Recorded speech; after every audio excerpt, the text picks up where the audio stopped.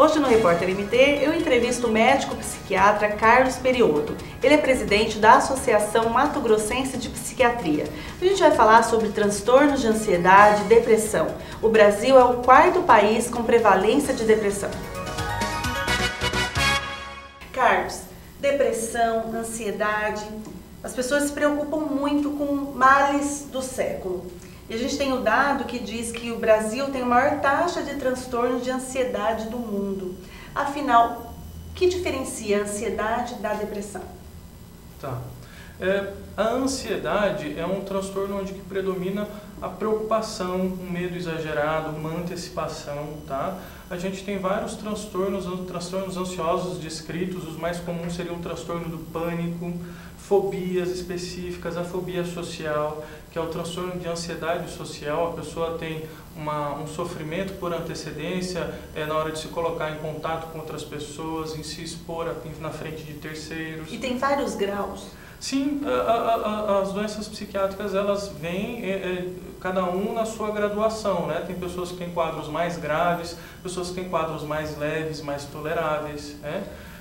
Basicamente a ansiedade predomina na sua síndrome, tá? Esses sintomas de antecipação, de um sofrimento por antecedência.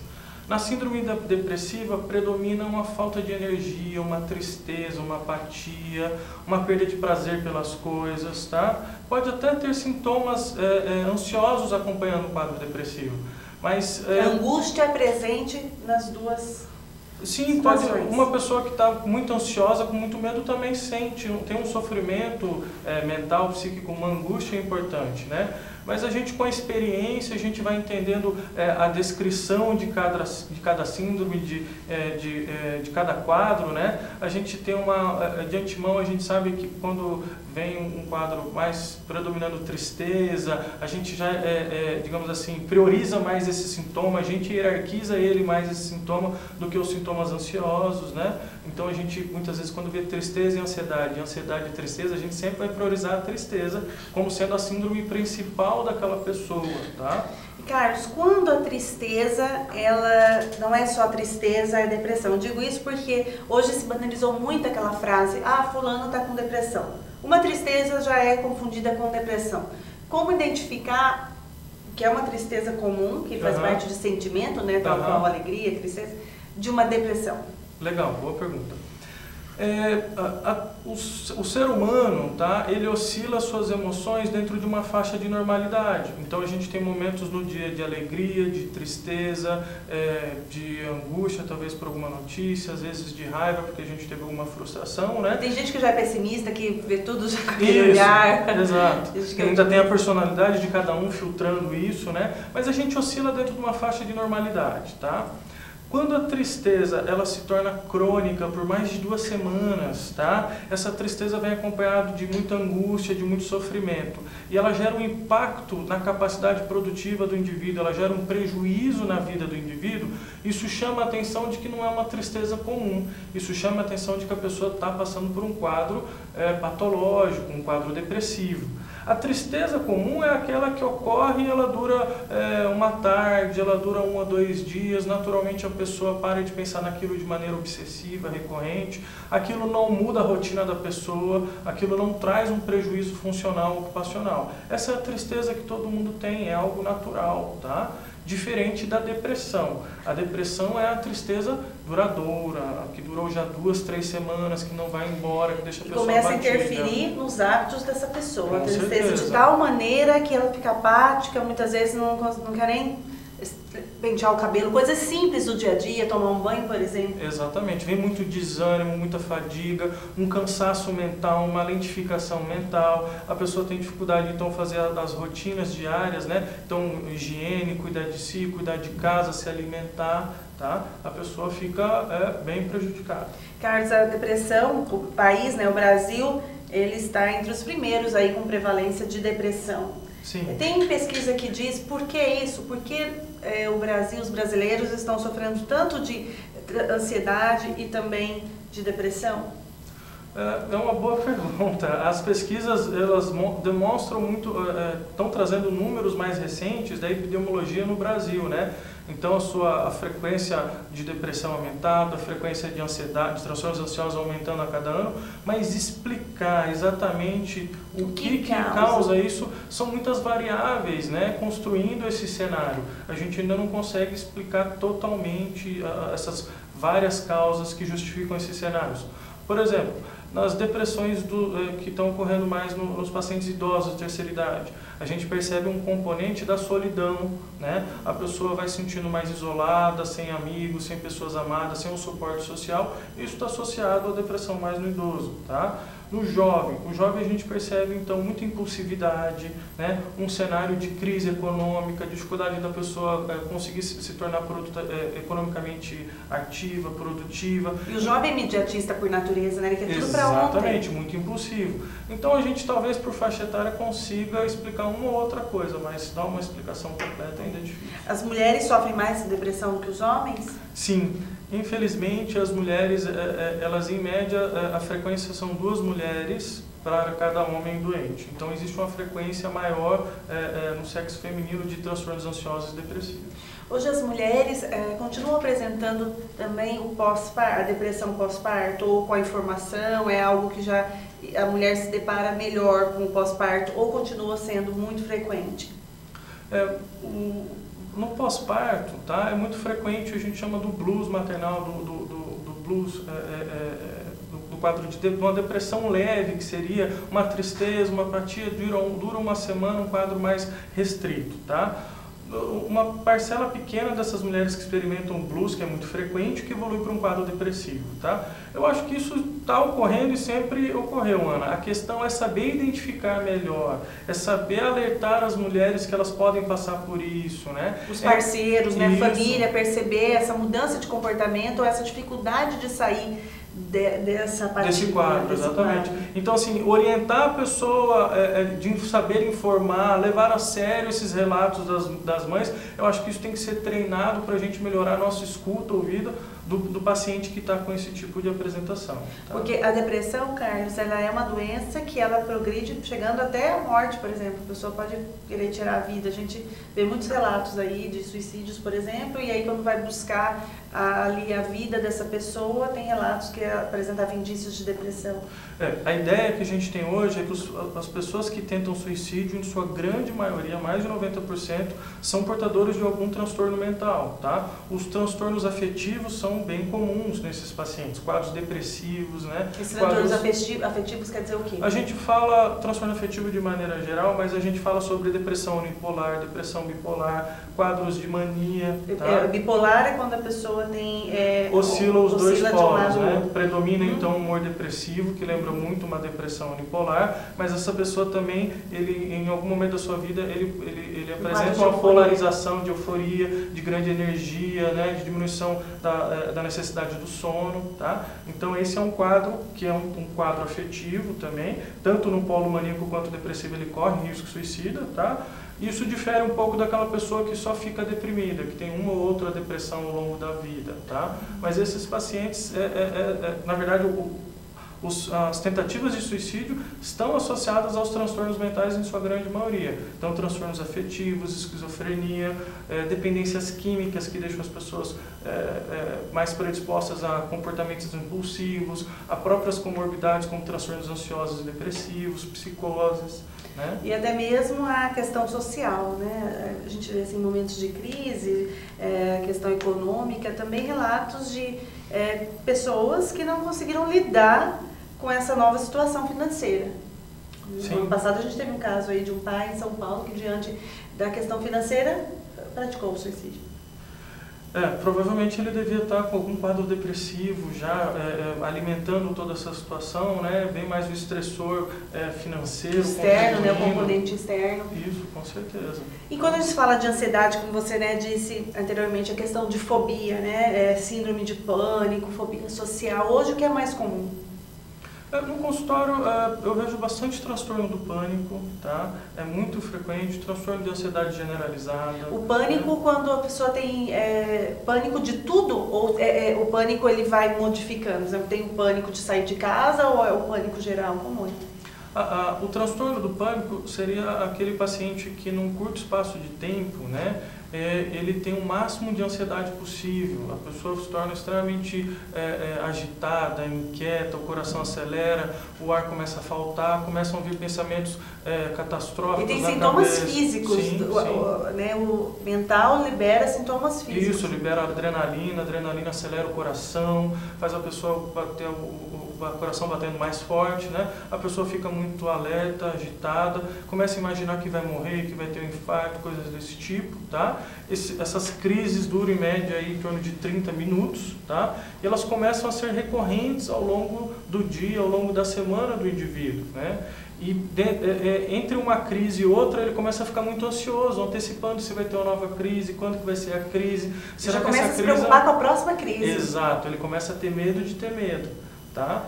E daí vem uma terceira fase da doença, que são as evitações, tá? Então ele começa a ter medo de ter crise no trabalho, ele começa a ter medo de ter uma crise no shopping, ele começa a ter uma crise andando sozinho, então ele começa a ter esquivas, ele evita sair sozinho, ele quer sempre alguém acompanhado, ele evita algum local que ele teve uma crise muito forte, ele lembra que ele pode ter aquela crise lá.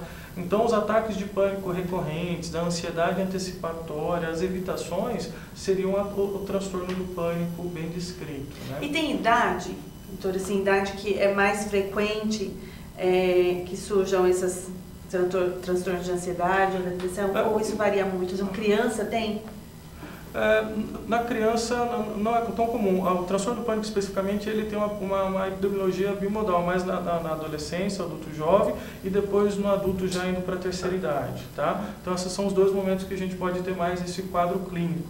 Claro que esse tipo de informação ele funciona muito para estudos, né? No dia a dia do consultório a gente vê de tudo, né? A gente vê, às vezes tem dia que a gente vê mais homem do que mulher, tem pacientes que têm isso já desde jovem, aos seus 17, 18 anos, no primeiro momento que tem que lidar com estresse, por exemplo, com vestibular, começa a ter ataques de pânico recorrente. Isso tem a ver também com a criação, a maneira como ele foi educado, a maneira como os valores foram passados para ele? As doenças psiquiátricas seriam uma interação da nossa carga biológica que a gente herdou dos nossos pais, tá? Isso interagindo com o meio ambiente, tá? Então, questões como experiências traumáticas ou não, tá? Papéis de, por exemplo, assim, de figuras paternas acolhedor ou não, né? A nossa própria personalidade, o nosso estilo de enfrentamento das adversidades. Então, tudo isso interagindo, né? Que vai ter o desfecho de ter uma doença psiquiátrica ou não. Essa o meu eu se relacionando com o externo. Isso, né? As características biológicas, a minha personalidade, né? E os eventos, e como que eu interpreto eles. Então, a associação de tudo isso ao mesmo tempo que vai dizer ou não se a pessoa vai evoluir com um quadro psiquiátrico. Dr. Carlos, por exemplo, a esquizofrenia. Muitas vezes a pessoa tem hábitos e comportamentos considerados dentro da normalidade e de repente pode surtar? Qualquer pessoa pode surtar de repente e apresentar um quadro de esquizofrenia? A esquizofrenia, a frequência dela na população é de 1%, vamos colocar assim, é bem baixa, tá? O paciente que tem o quadro esquizofrênico, como eu disse, ele tem uma alteração biológica já que acompanha ele desde que nasceu, tá? Mas pode não ser perceptível? Sim, às vezes. Isso, realmente, às vezes é difícil de se perceber, tá? Então ele tem uma alteração no seu neurodesenvolvimento, no sistema nervoso central, que predispõe ele a ter esse quadro, tá? De psicose, que é então o comportamento de perder a crítica da realidade, né? De acreditar em coisas que não existem, de ver coisas que não existem, tá? Então, assim, não necessariamente... Tem muitos pacientes ansiosos que têm medo de ficar doido, eles falam assim, tá? Mas não, você tem que ter toda essa predisposição biológica, tá? E para você ter o quadro de psicose. Necessariamente nem toda pessoa ansiosa vai evoluir para um quadro de psicose, tá? Muitos pacientes têm uma personalidade já pré-mórbida, um funcionamento já menos funcional, são pessoas que são mais, provavelmente, que se interessam um pouco pela vida social, pessoas que têm interesse por coisas muito já bizarras, crenças bizarras, a pessoa já alimenta antes do primeiro surto, tá? E normalmente o surto coincide com algum período estressor da vida mesmo. Uma notícia muito estressante, uma situação muito estressante. Uso de drogas. De drogas também, dependência química é muito comum, né? Dependência química pode, se ele já tem ali uma predisposição, desencadear? Sim, com certeza, é um gatilho para o surto psicótico. Isso é frequente no consultório.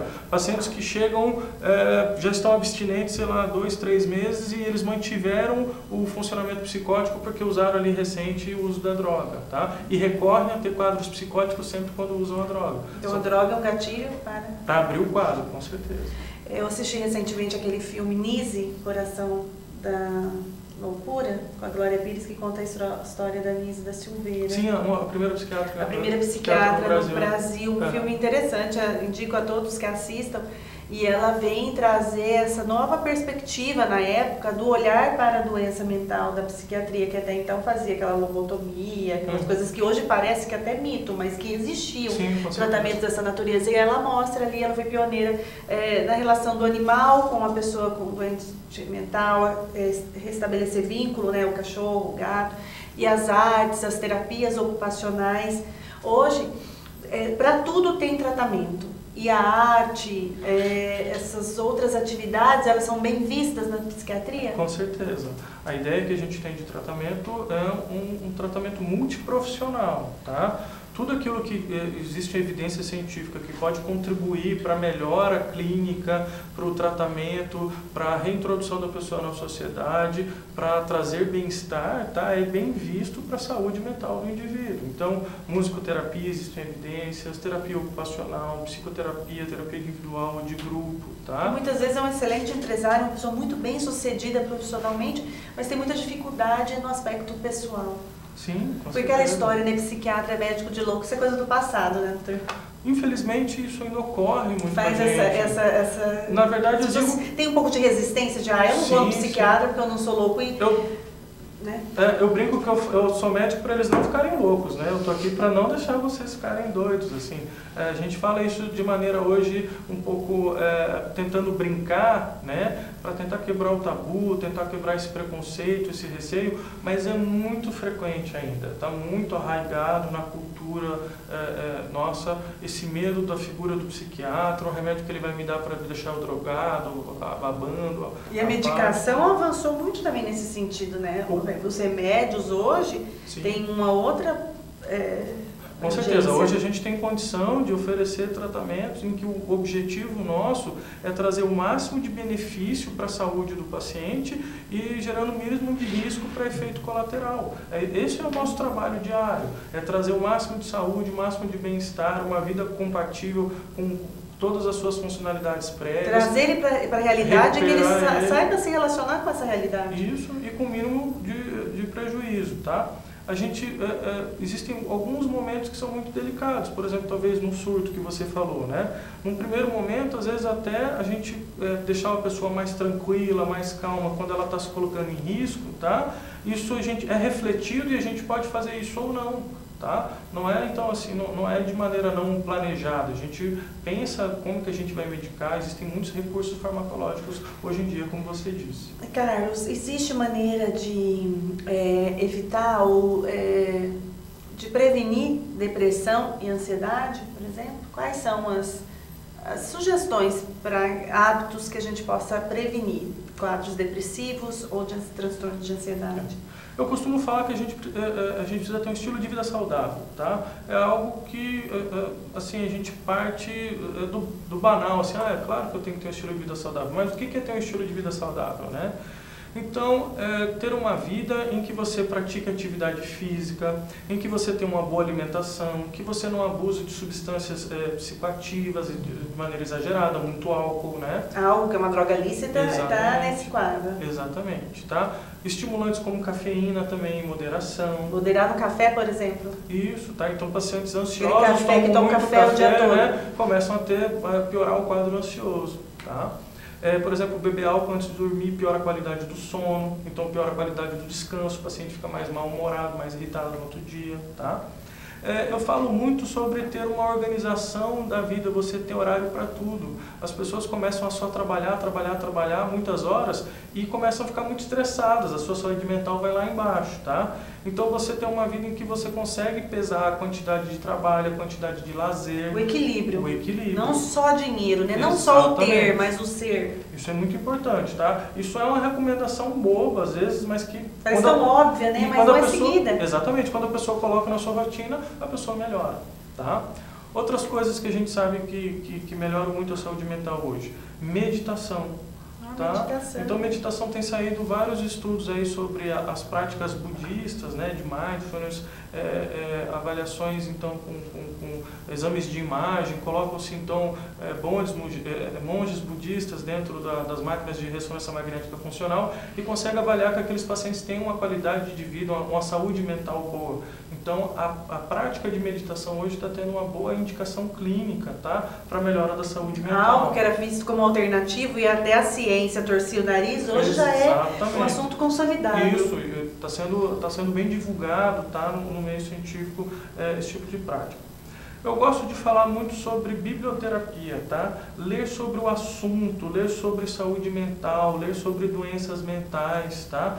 Cada vez que você se apropria do assunto, você entende mais, você consegue cuidar de si, você consegue seguir, você consegue se motivar mais a ter um estilo de vida saudável, né? Você consegue entender melhor como que você funciona e corrigir aquilo. Então a leitura sobre saúde mental, a leitura sobre doenças psiquiátricas, se você está passando por uma delas, é muito importante para o paciente aprender a se cuidar, aprender também a melhorar da própria doença. Tá? Carlos, a expressão do sentimento, é importante as pessoas expressarem seus sentimentos, do que ficar guardando, seja algo bom ou ruim, mas assim, guardando. É importante essa liberação de energia? Com certeza a gente chama isso de trabalhar a assertividade, né? Eu ser assertivo é eu saber me expor, de não ficar acumulando coisas angustiantes para mim, né? E nem eu me expor de maneira agressiva em que eu vá ofender alguém, algum próximo. Não tá? xingar também. Exatamente. Né? O doutor falou para expor o sentimento, você sai xingando todo mundo. Eu acho que isso cabe a todo mundo, a gente trabalhar essa inteligência emocional, a nossa capacidade de dizer o que a gente pensa, o que a gente sente, de maneira ponderada, de maneira... Equilíbrio. Exatamente, tá? Isso é importante para todo mundo, isso não é fácil de fazer, tá? Você precisa de treino, você precisa de reflexão, né? Para você ir desenvolvendo isso ao longo do tempo, tá? E com certeza, uma pessoa que sabe partilhar as emoções, os sentimentos, é uma pessoa que consegue ter mais ouvidos, né? As pessoas, ele se torna talvez mais interessante para as pessoas, com certeza.